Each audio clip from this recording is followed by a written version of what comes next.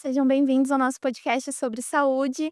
Hoje a gente vai falar um pouquinho sobre doença pulmonar obstrutiva crônica ou DPOC. Nós somos alunos dos cursos de fisioterapia, enfermagem E biomedicina. e para ajudar a gente a entender um pouquinho desse tema, a gente está aqui com o professor Ademir, que atua na área de fisioterapia. Seja muito bem-vindo, Obrigado. professor.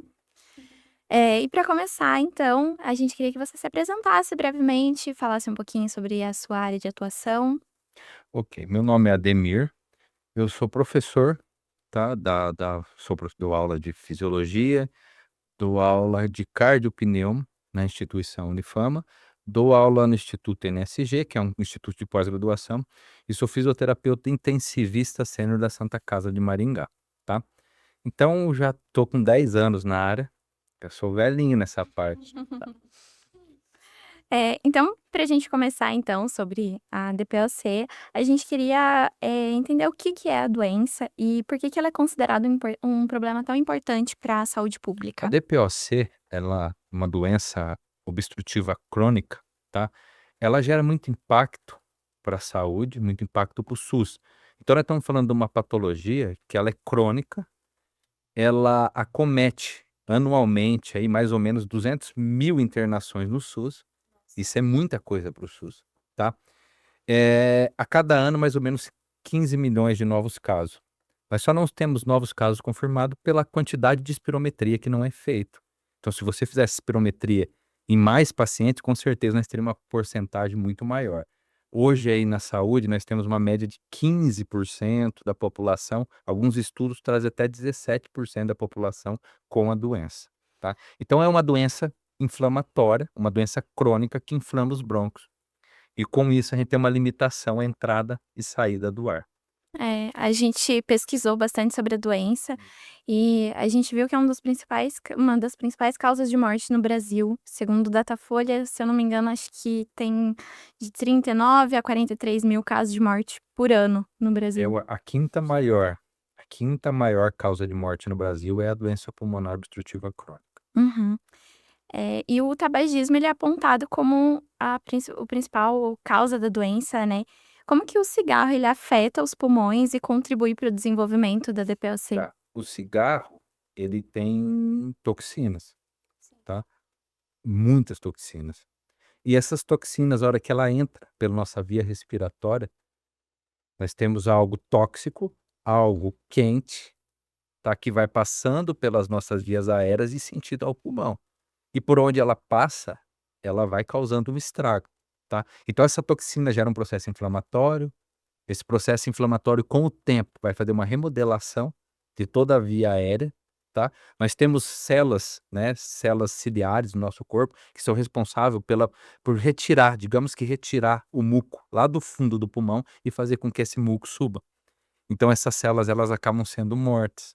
Então a fumaça, a temperatura, acaba fazendo com que essas células sejam mortas e como consequência, nós temos um paciente no qual ele não consegue mais retirar esse muco. Então o muco fica espesso, acontece um processo inflamatório, e esse processo inflamatório com o tempo faz todo um remodelamento, uma nova formação do pulmão. E essa nova formação na parede do pulmão, na parede dos brônquios, nas vias aéreas, vai levando o paciente para um quadro crônico de doença que com o tempo vai começar a desenvolver sinais e sintomas. Uhum. Quem que com um cigarrinho vai falar que faz tudo isso, né, tão pequenininho. Eh, e quais que são os primeiros sinais, os sintomas que pode indicar que uma Tá. pessoa está desenvolvendo a O doença? primeiro sinal, um dos primeiros sinais são o cansaço. O cansaço, não digo um cansaço a partir de uma atividade, no qual ela vai exigir um determinado esforço. Esse paciente ele passa a ter cansaço em pequenos esforços. Ele passa a ter uma quantidade de muco, uma quantidade de secreção que ele não consegue eliminar. Então é aquele paciente que de manhã ele acorda e faz aqui, para tentar puxar aquela secreção, porque não vem, Uhum. tá. E o cansaço logo em seguida. E diante de tudo o cansaço, diante de toda a secreção que ele não consegue eliminar, a gente passa a entrar num processo no qual esse paciente ele, acaba desenvolvendo com esse tempo, toda uma dificuldade para a atividade do dia da atividade da vida diária dele. Então, quanto mais essa doença vai desenvolvendo, quanto mais ele vai ter essa limitação, mais ele fica atividades que da vida diária seria fácil para ele fazer, ele acaba não conseguindo fazer. Mais debilitado. Ele fica debilitado com o tempo. Eh, e também muitas pessoas acham que a falta de ar é algo normal do envelhecimento, né. E como que a gente diferencia isso para DPOC? Tá? O envelhecimento, ele leva a uma pequena perda da capacidade. Sim. Só que é uma capacidade no qual o idoso, ele naquele momento ele cansa, só que logo em seguida ele tem a recuperação dele. Sim. E não afeta as atividades da vida diária desse paciente, tá. Então, eu tenho uma falta de ar, porque meu pulmão está com uma capacidade diminuída, porque eu fiz algo, só que assim que eu descansei, assim que melhorou, voltou tudo ao normal. O paciente DPOC não, ele tem desconforto a pequenos esforços, esse desconforto pode levar a uma exacerbação. Ou seja, ele continua com os sinais, ele continua com os sintomas dele. E com o tempo só vai piorando. Então cada vez o pequeno esforço para ele, cada vez fica mais difícil. Cada vez ele passa a ter uma falta de ar maior, fazendo coisas que, né, qualquer um faria, que era natural para levar uma vida, né, para levar uma vida sem complicações, para você levar para você fazer tudo da sua vida diária, sem precisar ter desconforto, sem precisar ter falta de ar. Então o idoso tem a limitação devido a uma pequena perda, só que assim que ele descansou, tudo volta ao normal. Agora o paciente DPOC não, o paciente DPOC, ele continua tendo, então pequenos esforços dele pode demorar horas para conseguir voltar ao normal. Tá. E como que é feito o diagnóstico? Qual seria a importância daquele aparelho de espirometria? Espirometria. A espirometria é o gold, é o ouro, Sim. tá. Então a espirometria seria o principal instrumento para diagnosticar o DPOC. Tá. Então, por que que ela é? A espirometria, ela consegue medir velocidade do ar, com que velocidade que esse ar está entrando, com velocidade que esse ar está saindo do pulmão, tá. E através da espirometria, a gente consegue determinar o quanto de obstrução esse paciente está tendo. E essa obstrução vai levar se esse paciente tem uma doença pulmonar obstrutiva ou uma doença restritiva. É o principal, associado a raio-x. Então o raio-x ele é interessante. Em alguns casos, tomografia. Como eu disse para vocês, tem todo um remodelamento. O paciente DPOC, ele aprisiona ar dentro. Então ele passa a ser um paciente hiperinsuflado. Então esses exames dá para verificar tudo isso. Casos mais graves, até saturação. Então faz uma gasometria para verificar a saturação desse paciente. Esses pacientes, na maioria das vezes, eles levam uma destruição tão grande dos alvéolos que eles viram pacientes hipoxêmicos. Tá? Então pede uma gasometria para conseguir verificar isso. Só que o principal exame é a espirometria. Sem espirometria eu não fecho o diagnóstico de DPOC, eu preciso da espirometria. Sim. Para concluir, né. E mais uma pergunta, a DPOC, ela tem cura ou é apenas tratamento? O DPOC, ela não tem cura. O paciente, quando ele tem DPOC, quando foi diagnosticado com doença pulmonar obstrutiva crônica, ele já é, né, ele já tem, como o próprio nome diz, é crônico, ele Sim. já faz parte dele aquilo ali. Sim. O que que pode acontecer, pessoal? Ele pode melhorar. A partir do momento que eu paro de fazer o consumo do cigarro, só lembrando que não só o cigarro, tá, pessoal? Poluição, tem pessoas que elas nunca fumaram e elas são DPOC, elas foram expostas de forma passiva. E o fogão a lenha também, tem pessoas que elas A gente viu sobre capaz levanta isso. Algumas, trabalhos com muita poluição, acaba também desenvolvendo. Então,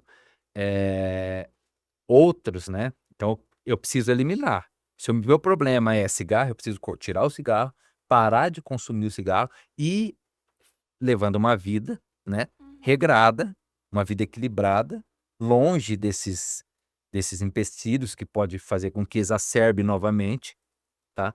Então, vou melhorar o pulmão, eu vou levar um certo tempo para ir melhorando, só que eu nunca vou curar. Então o DPOC, ele pode hoje estar equilibrado, em um determinado momento da vida dele, ele cronificar, já é crônico, virar um agudizado novamente. Esse processo a gente fala que o paciente DPOC está exacerbado, ele exacerbou, Sim. tá. Então eu preciso dar tempo ao tempo para o meu pulmão ir recuperando. Mas recuperar 100%, tudo depende do quanto esse paciente fumou, quantos anos ele fumou, qual que era a carga de cigarro que ele fumava. Então, tudo isso nós vamos fazer um cálculo, nós vamos pegar essa carga tabágica dele, calcular por dia, calcular por mês, calcular por ano, para saber o quanto esse paciente fumou na vida dele. E através do quanto que ele fumou, quanto tempo, quantos anos, ele precisa de uma quantidade de tempo sem fumar para conseguir melhorar isso. Sim. Tá.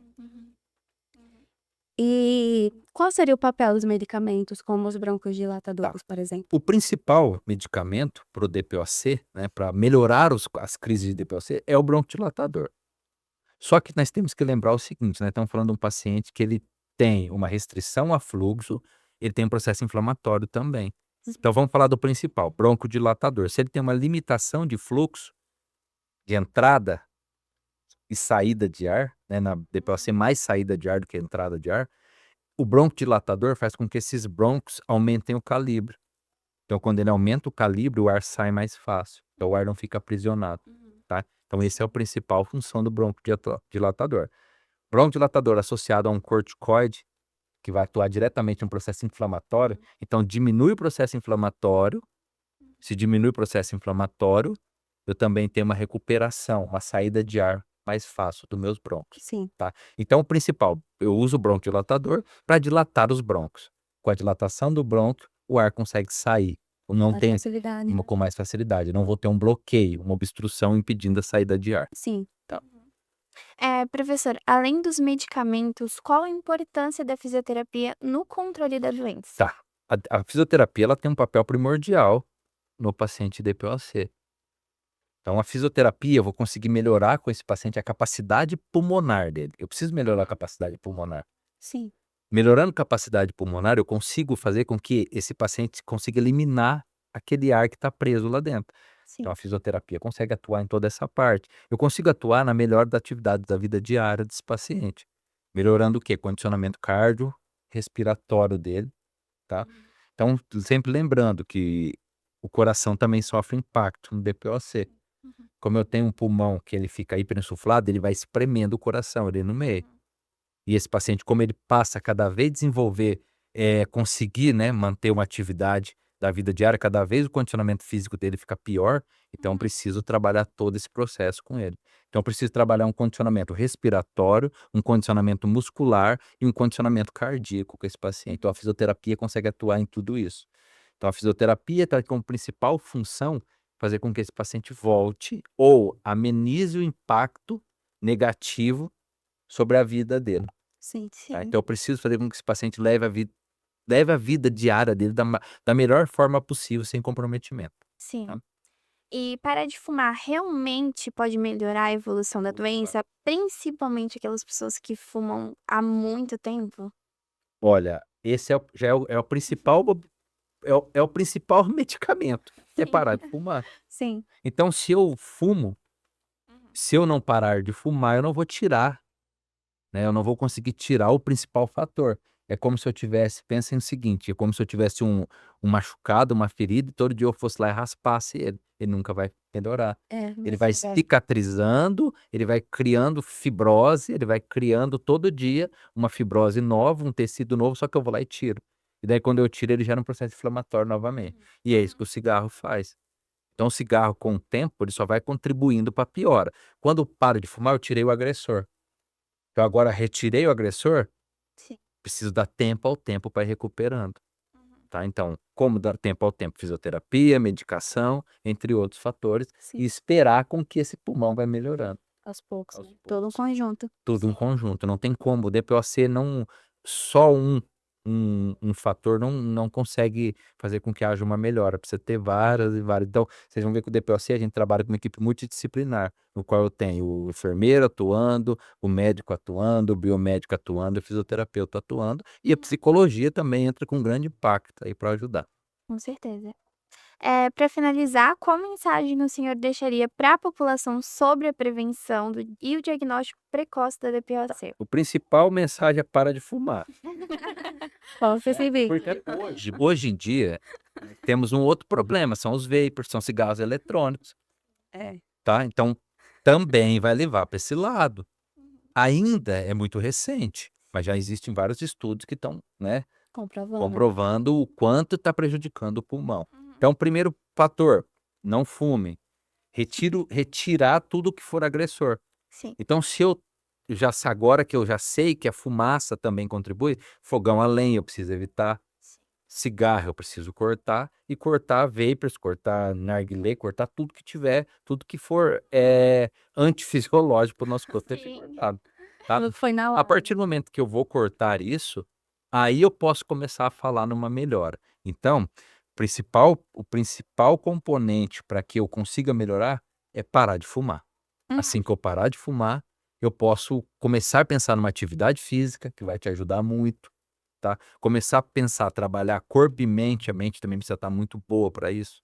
Com certeza. E depois, no final, nós vamos ter a junção de tudo. Quando eu tenho a junção de tudo, eu tenho um paciente melhor. Um paciente que ele vai deixando de ter aqueles problemas que ele estava tendo e começa a melhorar. Então, a função, né, que nós vamos levar para o paciente DPOC ou para qualquer, né, doença respiratória que o cigarro possa ocasionar, ou que a fumaça ou que a poluição, é cortar o principal agressor. Então, independente do que seja o agressor, se o seu agressor for seu ambiente de trabalho, você vai ter que cortar. Pode ser fumaça, pode ser poeira. Se for o cigarro, cortar o cigarro. E através disso, a melhora vem gradualmente, a melhora vai vir. Com certeza. Queremos agradecer imensamente a professora Ademir, que veio aqui com a gente compartilhar o seu conhecimento sobre a DPOC. Sua explicação trouxe muita clareza sobre uma condição tão prevalente e muitas vezes subdiagnosticada. Esperamos que esse episódio tenha ajudado os nossos ouvintes a compreender melhor a DPOC, seus fatores de risco, sinais, sintomas e principalmente a importância da prevenção e do diagnóstico precoce. Obrigado. Parem de fumar. Parem. É a melhor coisa para fazer. É. Com certeza.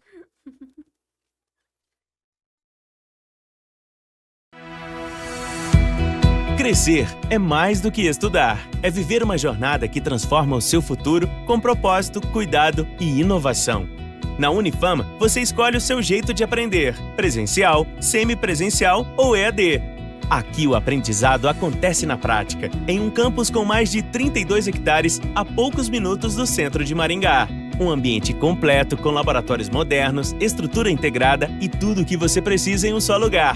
Clínicas de ensino, professores que vivem o mercado e estágios com mais de 100 empresas parceiras conectam você ao futuro desde o primeiro dia. A modalidade EAD também nasce dentro do campus, em estúdios modernos e equipados. As aulas são produzidas com qualidade e transmitidas pelo Canvas, uma plataforma intuitiva e tecnológica, feita para você aprender de verdade. Em 25 anos de tradição e inovação, já foram milhares de alunos formados. E toda essa dedicação à excelência no ensino superior garantiu cursos com nota máxima no MEC. A Unifama acredita no seu potencial. Oferece suporte real e um ambiente seguro e inspirador para quem quer ir além. Porque quem escolhe a Unifama não busca apenas um diploma. Busca crescer, realizar e transformar. Se o plano é crescer, o caminho é Unifama. Unifama, a fama está com você.